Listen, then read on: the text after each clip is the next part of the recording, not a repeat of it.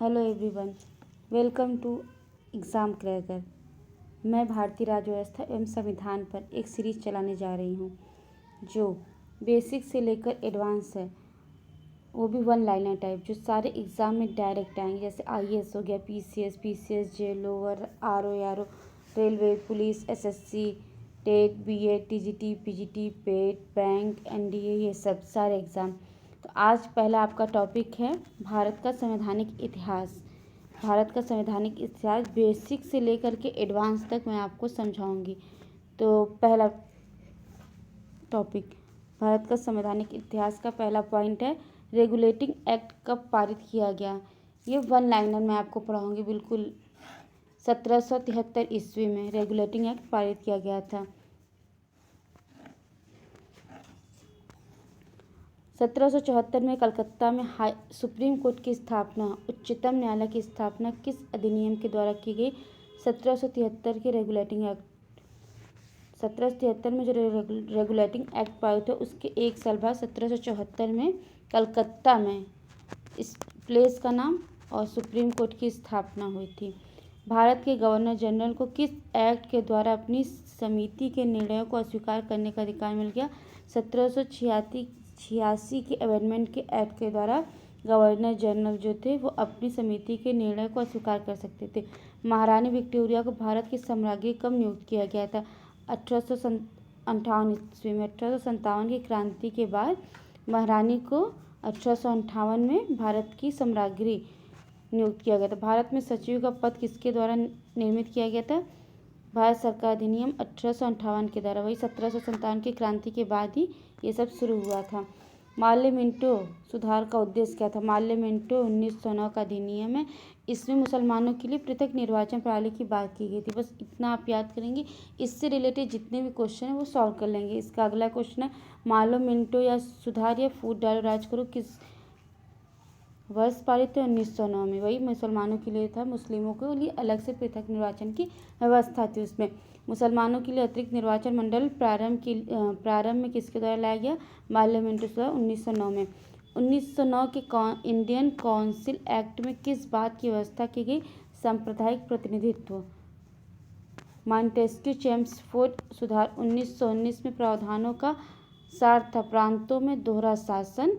Montesquieu Chelmsford अधिनियम का सार था। भारत का संविधान लागू होने तक स्वतंत्रता के पश्चात किसका शासन इसके अंतर्गत चला गया? जो भारत का संविधान 26 जनवरी 1950 को लागू हुआ, तो उससे पहले किस बेस पर देश को चलाया जाता? तो वो 1935 का जो भारत सरकार अधिनियम था उसी के बेस पर भारत के शासन को चलाया जाता था। भारत की आज़ादी जब मिली थी तो उस समय इंग्लैंड में किस पार्टी की सरकार थी? ये क्वेश्चन बहुत सारे एग्जाम में पूछा जाता है। तो लेबर पार्टी की सरकार थी। केंद्र में द्वैध शासन, दोहरे शासन इसको बोलते हैं, किस अधिनियम के अंतर्गत स्थापित किया गया था? 1935 के अधिनियम में। ये भी इम्पॉर्टेंट क्वेश्चन है। किस अधिनियम की प्रमुख विशेषता प्रांतीय स्वायत्तता थी? 1935 अधिनियम की प्रमुख विशेषता प्रांतीय स्वायत्तता थी। दास प्रथा को गैर कानूनी किस अधिनियम के द्वारा घोषित किया गया? 1833 के चार्टर अधिनियम के द्वारा दास प्रथा, लोगों को दास बनाया जाता था, उसको गैर कानूनी घोषित कर दिया गया था। भारत के गवर्नर जनरल को अध्यादेश जारी करने की शक्ति किस अधिनियम के तहत दिया गया था?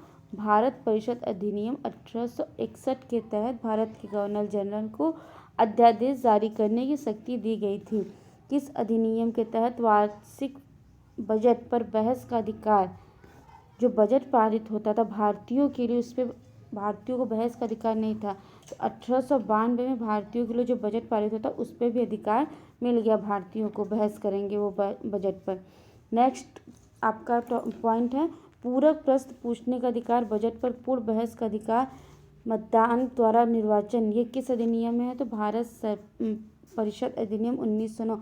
वही माल्य मिंटो सुधार वाला। पूरक प्रश्न की अगर कोई बिल आया है तो उस पर कोई क्वेश्चन है, फिर क्रॉस क्वेश्चन भी कर सकते हैं।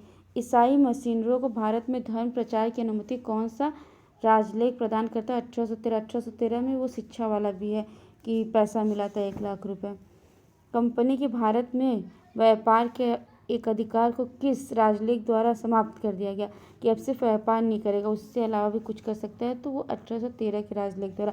1813 के द्वारा ईसाई मसीहियों को भारत में धर्म प्रचार करने की अनुमति मिली थी और कंपनी के भारत में व्यापार के एकाधिकार को भी समाप्त कर दिया गया। ये भी बहुत इंपॉर्टेंट है। 1813 ईस्वी के चार्टर द्वारा भारतीयों को शिक्षा पर व्यय करने के लिए पूछता कितना, 1 लाख रुपए भारतीयों की शिक्षा पर, कि भारतीय लोग पढ़े लिखे, तो 1 लाख रुपए बजट आया था। भारतीय संविधान कैसा है? तो ये पूछा जाता है कि कैसा है, तो ये अंश तक कुछ हद तक कठोर है और कुछ लचीला है, दोनों का मिश्रण है भारतीय संविधान। किसने कहा भारतीय अर्धसंघात्मक राज्य है? ये स्टेटमेंट है कि भारतीय संविधान है वो अर्धसंघात्मक राज्य है। तो केसी व्हीलर का ये स्टेटमेंट है। किसने कहा संविधान को संघात्मकता के तंग ढांचे में नहीं डाला जा सकता, कि वो जो संविधान है वो संघात्मक के तंग ढांचे में नहीं रहा जा सकता, तो वो भीमराव अंबेडकर जी का स्टेटमेंट है। Thank you for watching our YouTube channel exam cracker NS। Please subscribe, like, comment और press the bell icon. Thank you.